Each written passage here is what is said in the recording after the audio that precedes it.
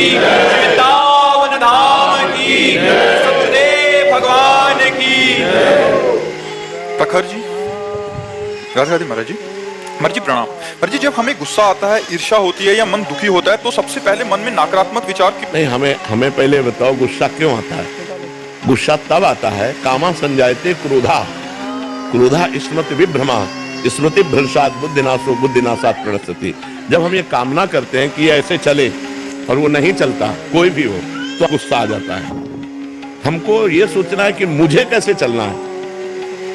जब मेरा बेटा गलत चल रहा हो तो मुझे कैसे चलना है, मेरी पत्नी जब प्रतिकूल चल रही तो मुझे कैसे चलना है।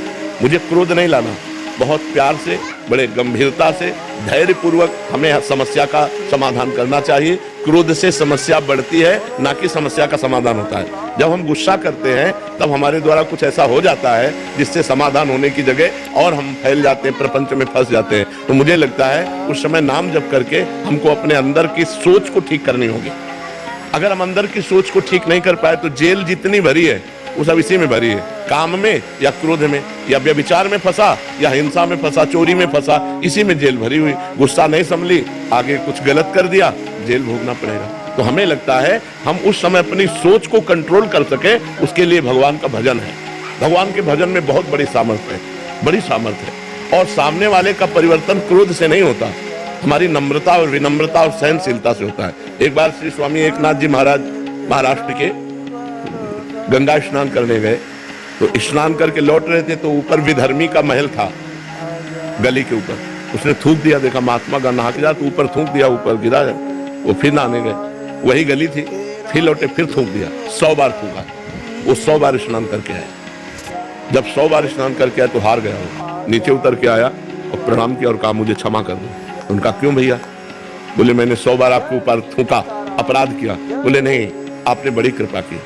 एक दिन में 1 बार गंगा स्नान करता था, आपकी कृपा से 100 बार गंगा स्नान हुआ। ये तो आपकी कृपा। वो चरणों में लौट गया और कहा आज के बाद कभी किसी महात्मा के साथ गलती नहीं करेंगे। विनम्रता और धैर्य ने उसको बदल दिया।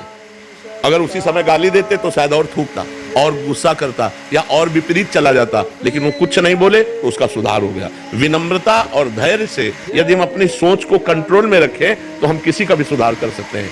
गुस्सा से सुधार नहीं होता, गुस्सा से और हानि हो जाती है सुधार की गुंजाइश में। जैसे छोटे छोटे बालकों को आप बार बार प्रताड़ित करते रहे तो उनके अंदर आपके प्रति जो अश्रद्धा पैदा होगी, जब वो जवान होंगे तब वो आपका अनादर करेंगे कि ये बहुत दुष्ट हमारे साथ ऐसा ऐसा करता रहा।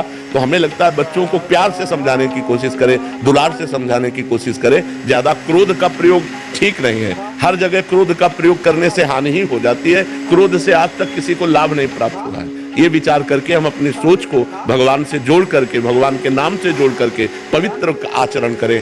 जब सामने वाला क्रोध कर रहा हो तो हमें गंभीरता पूर्वक विचार करना चाहिए कि अब हम क्या उत्तर दें, हम कैसे चलें। अगर उस समय में कुछ समझ में नहीं आ रहा तो हम वहां से हट जाए। थोड़ी देर बाद हमारी बुद्धि काम करने लगेगी, तब हम देख लेंगे अभी बुद्धि काम नहीं कर रही, अभी क्रोधावेश आ रहा है, तो हट जाना चाहिए, सामने से चले जाना चाहिए। दीप शिखा जी हैदराबाद से। राधा वल्लभ सिंह। राधे राधे महाराज जी। महाराज जी, वो स्थिति कब आती है जब ये निश्चित हो जाए कि अब हमारा पुनर्जन्म नहीं होगा, होगा तो भी किसी भक्त या धार्मिक स्थल के अंतर्गत ही होगा? जब हमारा संसार का चिंतन छूट जाए, हर श्वास प्रत्येक मिनट भगवान का चिंतन, और कोई चिंतन नहीं, कोई कामना नहीं, सकल कामना हीन जे राम भगति रसलीन। अब काम खत्म हो गया। जब कोई चाह नहीं, कोई चिंता नहीं, कोई मांग नहीं, संसार का चिंतन नहीं, निरंतर भगवान का चिंतन हो रहा है, अब उसका आवागमन खत्म हो गया। वो खुद अनुभव होने लगता है कि अब हमारा काम हो गया। और जब तक नाना प्रकार की चिंताएं, कामनाएं, वासनाएं हैं, तब तक बार बार जन्म, बार बार मरण होता रहेगा। पुनरपि जननम पुनरपि मरणम पुनरपि जननी जठरे शयनम। इसीलिए हमें मानव देह मिला है, हम ये चक्र को मिटा दें, आवागमन के इस चक्र को तोड़ दें भजन के प्रताप से। निरंतर जिसका भजन चलता है वो मुक्त हो जाता है। अनन्य चेता सततम यो माम स्मरति नित्य सहा तस्याहम सुलभा पार्थ नित्य युक्तस्य योगिना। जो नित्य चित्त भगवान में लगाकर निरंतर चिंतन करता है, भगवान उसके लिए सुलभ हो जाते हैं, और भगवान मिल गए तो आवागमन मुक्त हो गया। विनोद जी छत्तीसगढ़ से। राधे राधे महाराज जी। गुरु जी, मोह माया से ध्यान भंग क्यों नहीं होता? मोह माया से ध्यान भंग तब होगा जब निर्मलता आवे। मलिन मन के कारण वो मन माया की तरफ ही जाता है। मना खष्टान इंद्रियाणी प्रकृति स्थान कर सती, प्रकृति माने माया ही होता है।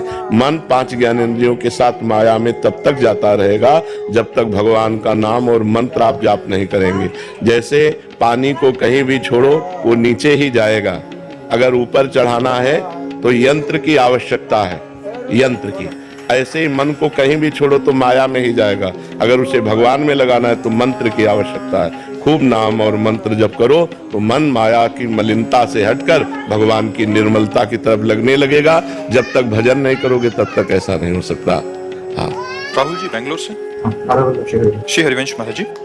महाराज जी, मेरे जीवन में सबसे जब कठिन समय था तो आपकी कृपा से महाराज जी, आपके उपदेशों ने मुझे बहुत साहस और धैर्य दिया, इसके लिए मैं बहुत बहुत आभारी हूँ। महाराज जी, मेरा एक प्रश्न है कि मैं नाम जप और भजन के पथ पर चलने का पूरा प्रयास करता हूँ और मुझे पता है कि प्रतिकूलताएं आएंगी और हमें उन्हें सहते हुए आगे बढ़ना है, लेकिन फिर भी प्रतिकूलताओं और हतोत्साहित जब हो जाता हूँ, ऐसी स्थिति आती है, तो ऐसे समय में अपने को खुद को कैसे फोकस रखूं और प्रोत्साहित रखूं कि आगे का मार्ग प्रशस्त हो सके? देखो, जब हम किसका प्रश्न है, जब हम भगवान से चित्त जोड़ देते हैं तो इस प्रश्न का उत्तर अपने आप मिल जाता है। ऐसा बल मिल जाता है कि हम उनको सह सकते हैं, क्योंकि हम भगवान से जब चित्त जोड़े हैं ना तो हमारा मन आनंदित रहता है। अगर मन आनंदित है तो हम विपत्तियों को रौंदते हुए निकल जाएंगे, अगर हमारा मन आनंदित नहीं है तो फिर हम गिर जाएंगे। और मन आनंदित होगा जब भगवान से जुड़े।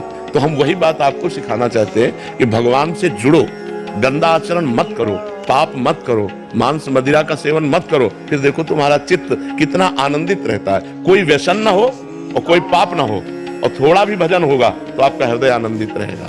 आप पक्का समझो, भगवदा आनंद से ही हम इन विपत्तियों से लड़ सकते हैं, नहीं तो ऐसी ऐसी विपत्तियां पूछो मत। ये माया इतनी विचित्र है, पूछो मत। भोजन की थाली सामने आई और ढनक गए, कवल नहीं खा पाए, आराम से टहलते जा रहे, पीछे से टक्कर लगा, मर गए।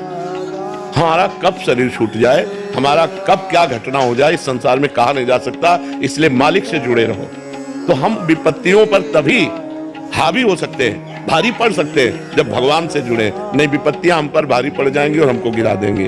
आदमी जब निर्णय नहीं कर पाता ना विपत्तियों में, तो जो कर लेते हैं ना वो विपत्तियों से निकलने का रास्ता सोच लेते हैं, जबकि भारी विपत्ति में फंसा देने वाला है। प्रेत योनि मिलती करने वाले को।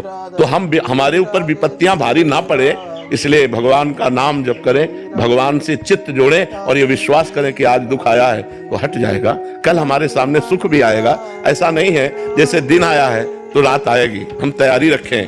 अगर रात आ गई है तो परेशान ना हो, दिन आने वाला है।